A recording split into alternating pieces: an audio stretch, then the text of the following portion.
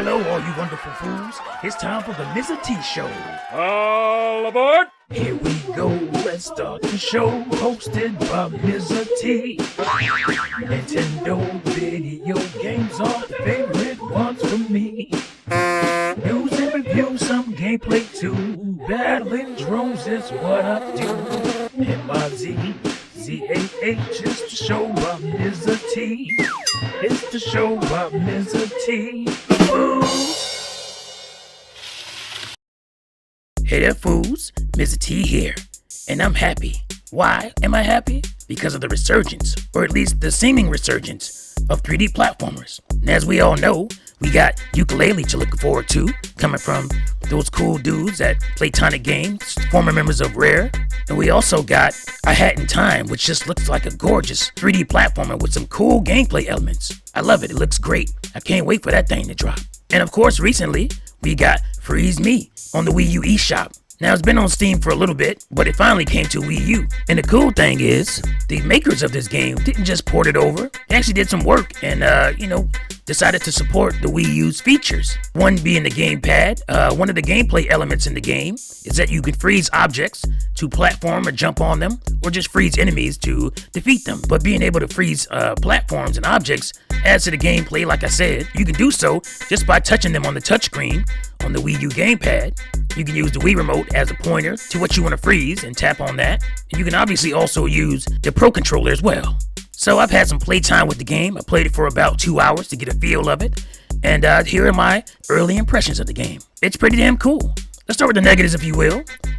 One being the controls. The character movement is just a little bit off. It's not perfect. And, obviously controls matter a lot in platforming.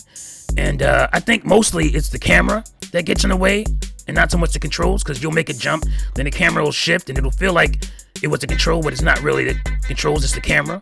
And as we all know, if you're a 3D platformer from back in the day, especially the mid to late 90s, platformers, when they went to the 3D realm, that was one of the biggest problems with it, the camera. Even Super Mario 64 had some camera problems, camera issues when it first debuted. This game is not on the same level as Mario 64, as a Banjo-Kazooie even. I will put this more in the realm of 3D platformers on the N64, being along the lines of a Tonic Trouble. I don't know if you're familiar with that one. Maybe a Chameleon Twist, and even Rayman 2. What is it? What is it called? Rayman 2, The Great Adventure, something like that. I don't know. Issues with Rayman 2. I didn't like it as much as I thought I would. One of the issues was it just felt every little movement just felt a little bit off, and just some of the soul of the game, if you will, the character of the game felt just a little bit off. Wasn't quite on the level of a Banjo-Kazooie or a Mario 64 or Conker or something like that. Donkey Kong 64 even. It wasn't quite to that level. It was just a little bit under those as far as being tight with the controls and just having that character that like I said, the soul of the game. But Freeze Me would definitely fit right in with the Tonic Trouble or Rocket Robot on Wheels or something like that as far as the 3D platformers go on N64. And that, to me, that is pretty damn good. The creators of this game, they had, they let it be known that that's exactly what they were looking for, is a throwback to that era. So with that throwback comes some of the issues with the 3D platformers in those games. But I think after a while, if you play it for a while, you get over the control or the camera, and you'll get used to it. And it's a pretty cool game. I mean, it's vast. From what I heard, it's about a 6-hour game, even 8-hour game, depending on how you play it. That's pretty damn good for, I think it's $14, $13 on the eShop right now. That's pretty good value for that. So you're gonna see me playing the game a little bit so you can get a feel of the world, and if it's something you like. I'm enjoying it. I'm glad I bought it. Hope you give it a chance too. Alright, so let's get this bad boy started up here. Freeze Me. You see, I forgot to mention the loading. It's not like the loading isn't bad or terrible or anything, but I do notice it from time to time. It's a little surprising for a game that's on my hard drive. a game that was built for, you know, the hard drive is not loading from a disk or something. So just check out the loading here a little bit. It's a little surprising that it takes a little bit longer. Okay, so let's get started here. We're going to pick, obviously, the British or English language here. Rainy Night Creations, that's the guys, yeah. Pretty good game you guys got. I think this is your first game, and I'm very impressed with that. It looks very cool. So, yeah, we're going to go ahead and get started here. Freeze me. Although it kind of definitely harkens back to a Mario 64, something like that. It has the visuals closer to a, I don't know, Wind Waker. I wish, like I said, some of the characters would pop a little more, but you know, that's fine. Like I said, this is their first game as far as I know. I hope I'm right about that. I don't want to be wrong about that. You guys can check that. As you see, I've played a little bit, and yeah, you have these what do you call them? Bricks. So they act like the stars from Super Mario 64, basically. And bricks, bricks also ties into Mario games, so that's pretty cool that they did that. And we're loading again, and yeah. All right, so much like the Mario games, you got the hub world, and it's called Hubbiton in this game, so that's kind of funny. This is where you start. So this is the hub world, and all the levels are scattered throughout here, and there's secrets in this level. This is basically like the castle in Mario 64. And here's a world I can get to. I don't have 4 bricks yet, but I'll get that soon enough. So I'm just kind of spinning around so you guys can look and see a little bit of the world. Here's another little section. I'm not gonna go down there. And this is the world I'm working on right now. And let me hop on in here. Not unlike hopping into a painting in Mario 64 or ink splat in Mario Sunshine. And we're gonna choose defeat logo, or which one? I don't know. Let's see here. Let's look around. So look, you can pick the star on Mario 64. I believe once you open one that's not in order, and then you can go back and do it in order. I can't remember if you have to do it in order or not. You let me know in the comments if you know. I haven't played Mario 64 in a while, so yeah, we're loading again. Again, this is these guys' first game, so I'm sure they'll get better at this kind of stuff. Sunshine Valley. And here it is, a nice little overview of the world, as Mario 64 also does when it starts up. And you start up a level, and there's my goal. That's what I'm looking for, is that so we're just gonna run around here a little bit so you can get a look of the world and the camera and how this goes. See, look, this is there's some of the weird control stuff. Like I'm struggling to get up that hill. I find that kind of odd. So yeah, in certain spots, Mario would run right up that. But like I said, minor control issues here and there. And these are your basically like your hearts. You can collect them, and you have 3 starting off. I think it shows here you can get 6 total. Like in Galaxy, I believe that Galaxy does that. And funnily enough, there are some Galaxy elements in this game. There's some gravity-based stuff going on, which is pretty cool to me. I mean, that they would go as far as even Galaxy, as far as inspiration for this game. So that's very cool.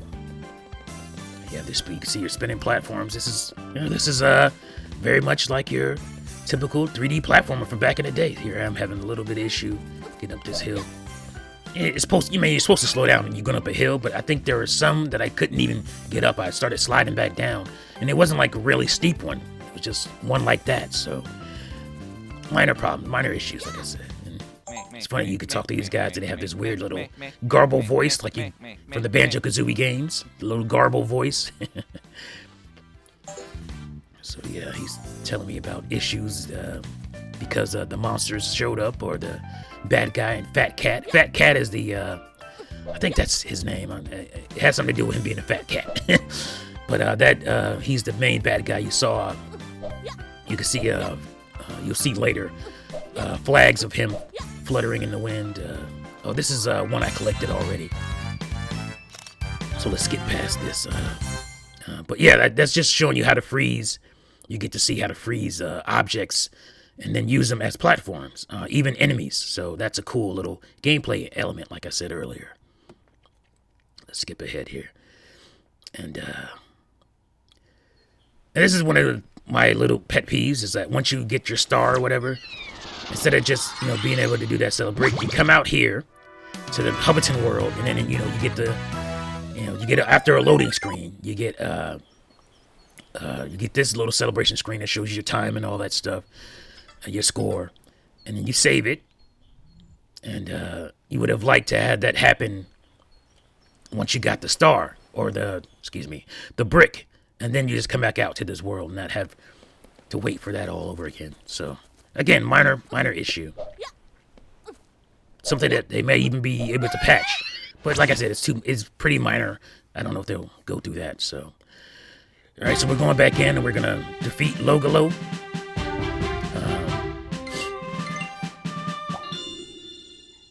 So let's go ahead and do that.